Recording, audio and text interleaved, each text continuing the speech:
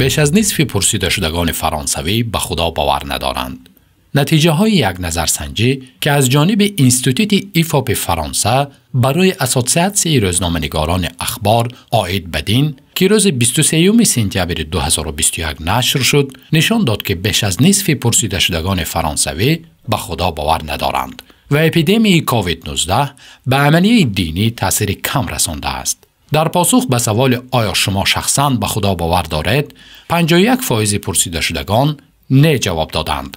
باید تذکر داد که موافق یک نظرسنجی دیگر که همین تشکیلات سال 1947 گذرانیده بود، شماره فرانسوی هایی که به خدا ایمان داشتند آن زمان 66% را تشکیل میکرد. بنا به تفصیلات گزارش مذکور، اکثریت دینداران در بین آنهایی بودند که سنشان از 65 بالا است 58% و بعد شخصان از 18 تا 34 ساله 48%.